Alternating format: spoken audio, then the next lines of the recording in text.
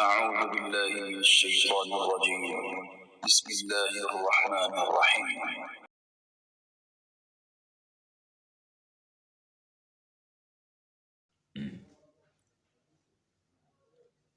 الحمدللہ رب العالمین والصلاة والسلام علی رسولہ الکریم۔ گزشتہ آیات میں اللہ رب العزت نے بنی اسرائیل پر ہونے والی چند سزاؤں کا تذکرہ کرتے ہوئے ساتھ ساتھ ان کی کچھ سرکشی اور بغاوت کے بھی چند واقعات کا تذکرہ کیا تھا، جن میں سے ایک واقعہ یہ تھا کہ اللہ تعالیٰ نے داؤد علیہ السلام کے زمانے کی بنی اسرائیل کو اس بات کی تاکید اور حکم دیا تھا کہ ہفتے والے دن شکار نہ کیا جائے، بلکہ اس کے علاوہ جتنے بھی دن ہیں اس میں شکار کیا جائے اور ہفتے والے دن صرف اللہ کی عبادت کی جائے۔ ان لوگوں نے بجائے اس کے کہ اللہ تعالیٰ کے اس صریح حکم کی اور واضح حکم کی تابع داری کرتے، ان لوگوں نے طریقہ یہ اختیار کرنا شروع کر دیا کہ یہ لوگ اس بڑے دریا اور سمندر سے کچھ چھوٹی چھوٹی ندی نالیاں نکال کر ایک حوض بنا لیتے، اور وہ پانی کے ساتھ ساتھ مچھلیاں اس میں آ کر محفوظ ہو جاتی، اور یہ اتوار والے دن وہ مچھلیوں کو پکڑ کر بیچتے۔ تو یہ کہتے کہ ہم تو مچھلیاں نہیں پکڑتے، ہم تو صرف پانی کو محفوظ کرتے ہیں۔ تو اس طرح کے انہوں نے ہیلے بہانوں سے اللہ تعالیٰ کی حکم کو ٹالنے کی اور نافرمانی کرنے کی ایک روش اختیار کی۔ ان آیات میں بھی اللہ رب العزت حضرت موسیٰ علیہ السلام کے زمانے کے بنی اسرائیل کا ایک یوں ہی واقعہ نقل فرماتے ہیں کہ ان لوگوں میں بھی یہی عادت تھی کہ یا تو اللہ تعالیٰ کے حکم کا صاف صاف انکار کر دیتے، اور انکار کرنے کے بعد اس کو نہ مانتے، یا انکار تو نہ کرتے لیکن ایسا ہیلا اختیار کرتے، ایسا طریقہ اختیار کرتے کہ اللہ تعالیٰ کا یہ حکم جو ہے یہ ہم سے ختم ہو جائے، یہ پرے ہو جائے۔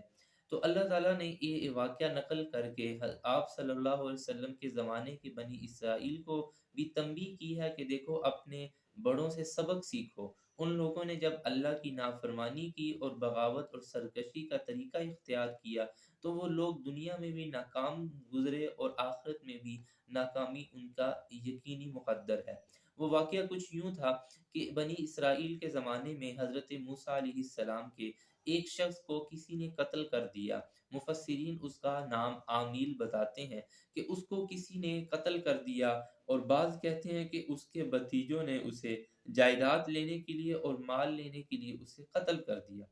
اور قتل کرنے کے بعد مدعی بھی خود بن گئے، اور ان کی کوشش یہ تھی کہ جب ہم مدعی خود ہیں اور کوئی گواہ بھی نہیں ہے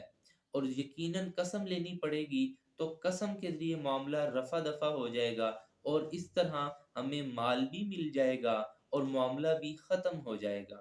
اب بجائے اس کے کہ اللہ تعالیٰ انہیں یہ حکم دیتے کہ گواہ لاؤ، اللہ تعالیٰ نے معاملہ ہی پلٹ دیا اور فرمایا کہ ایک گائے ذبح کرو اور اس گائے کا ایک حصہ اس مردے کے جسم کے ساتھ لگاؤ۔ جب یہ اس کے جسم سے لگے گا تو وہ مردہ تمہیں زندہ ہو کر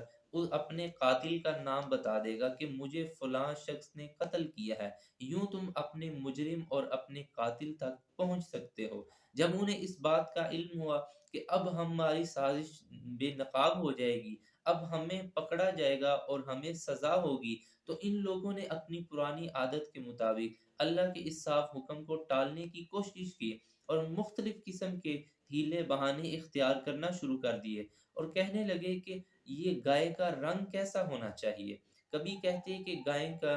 صفت کیا ہونی چاہیے، کبھی کہتے کہ یہ گائے ہم پر مشتبہ ہو چکی ہے، ہمیں پتہ نہیں کہ یہ کس طرح کی ہوں۔ تو اللہ رب العزت جو ہے ان کے مختلف سوالات کے جوابات دیتے ہوئے ارشاد فرماتے ہیں، وَإِذْ قَالَ مُوسَىٰ لِقَوْمِهِ إِنَّ اللَّهَ يَأْمُرُكُمْ أَن تَذْبَحُوا بَقَرَةً۔ جب اللہ تعالیٰ نے موسیٰ علیہ السلام نے اپنی قوم سے کہا کہ اللہ کہتے ہیں کہ تم گائے کو ذبح کرو، کہنے لگے آپ ہمارے ساتھ مذاق کرتے ہیں، قالوا اتتخذنا ہزوا، کہ اے موسیٰ ہم آپ سے قتل کا معاملہ پوچھ رہے ہیں، ہم آپ سے یہ چاہتے ہیں کہ قاتل کون ہے اس کا ہمیں علم ہو جائے۔ اور وہ فرمانے لگے کہ اللہ فرماتے ہیں گائے ذبح کرو تاکہ اس کے ذریعے قاتل تک پہنچ جاؤ۔ کہنے لگے شاید آپ ہمارے ساتھ ایک مذاق کا طریقہ اختیار کر رہے ہیں، شاید آپ ہمیں ٹالنا چاہتے ہیں۔ تو حضرت موسیٰ نے فرمایا کہ اعوذ باللہ ان اکون من الجاہلین، میں ایک پیغمبر ہوں، میں اللہ کا بھیجا ہوا ایک نبی ہوں، میں اس بات سے پناہ میں آتا ہوں کہ میں ناواقف لوگوں میں مذاق کرنے والوں میں شمار ہو جاؤں۔ میں مذاق نہیں کر رہا، میں حقیقت میں اللہ کا حکم تمہیں سنا رہا ہوں کہ اللہ نے فرمایا کہ گائے کو ذبح کرو اور اس کو مردے کے ساتھ لگاؤ تاکہ تو وہ تمہیں زندہ ہو کر بتا دے کہ میرا قاتل کون ہے۔ تو کہنے لگے ادع لنا ربک یبین لنا ما ہی، کہنے لگے اپنے رب سے کہو ہمیں بتائے کہ وہ کیسے رنگ کی ہو، اس کا طریقہ کار کیا ہو، اس کی صفت کیا ہو۔ تو فرمایا کہ انہو یقول انہا بقرۃ لا فارض ولا بکر،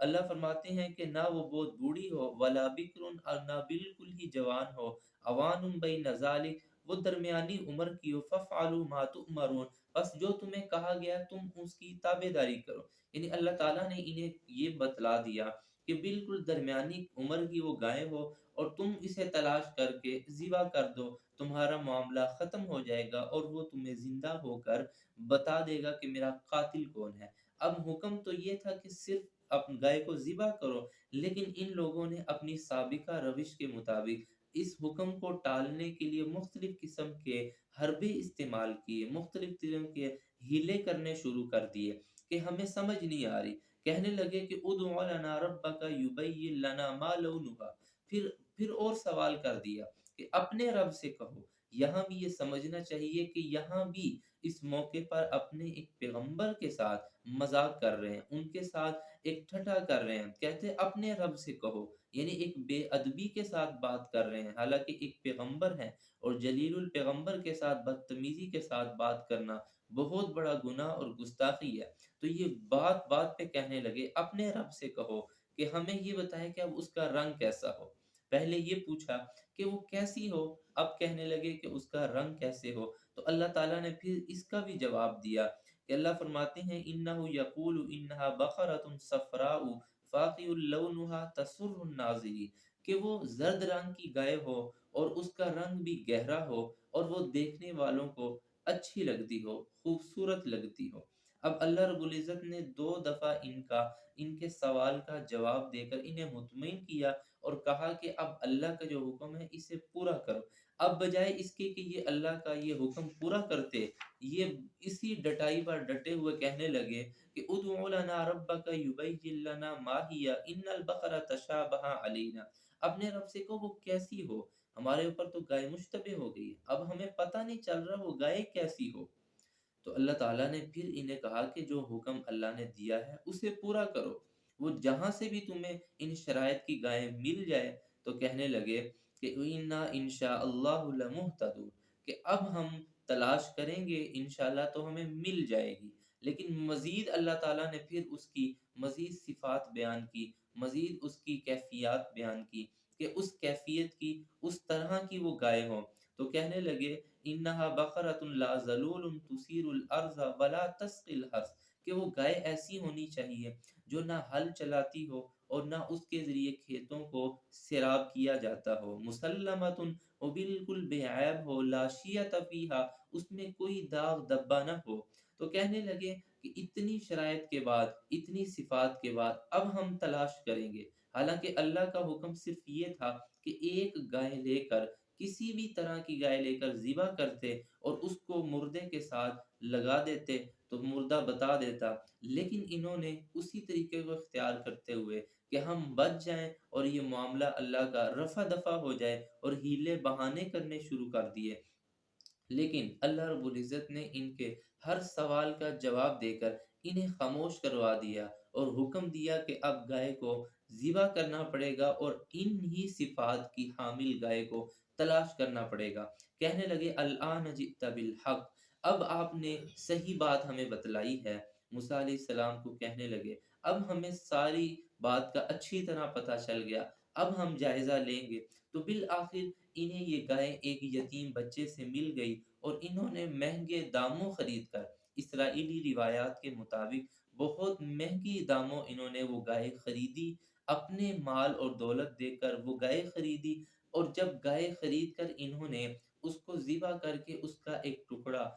مردے کے جسم سے لگایا تو اس نے اپنے قاتل کا پتہ بتا دیا کہ مجھے فلاں شخص نے قتل کیا ہے۔ فَذَبَحُوهَا وَمَا كَادُوا يَفْعَلُونَ، اللہ فرماتے ہیں انہوں نے گائے تو ذبح کی لیکن ان کا ارادہ نہیں تھا، یعنی یہ چاہتے تھے کہ کسی طرح معاملات جو ہیں یہ رفع دفع ہو جائیں، ختم ہو جائیں تاکہ ہم اس قانونی کارروائی سے محفوظ ہو جائیں۔ لیکن اللہ رب العزت نے ان کا ہر طرح کا راستہ بند کرتے ہوئے بالآخر انہیں مجبور کر دیا کہ تم نے اپنے قاتل کی تلاش کے لیے گائے کو ذبح ہر صورت میں کرنا ہے، اور وہ تمہیں پھر بدلہ بتا دے گا۔ تو اللہ رب العزت نے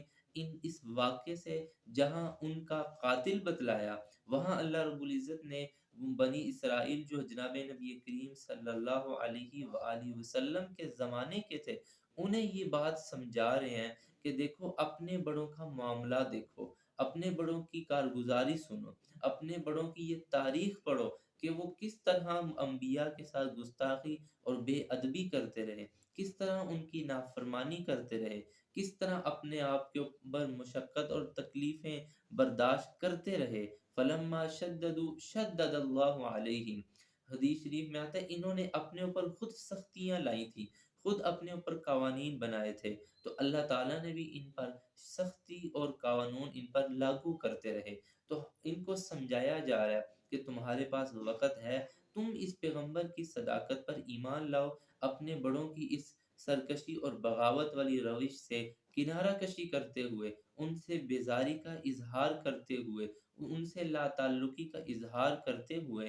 اس پیغمبر کے دامن میں آ جاؤ، اسلام اور توحید کے دامن میں آ کے گناہوں کی اور اپنے جو سابقہ مذہب ہے اس کو چھوڑ کر اسلام میں آ جاؤ، اسی لیے تمہارے لیے خیر بھی ہے، اور دنیا اور آخرت کی تمہارے لیے اسی مذہب اور اسلام میں تمہارے لیے بلائی ہے۔ اللہ تعالی ہمیں سمجھنے کی توفیق عطا فرمائے۔ وآخر دعوانا ان الحمد للہ رب العالمین۔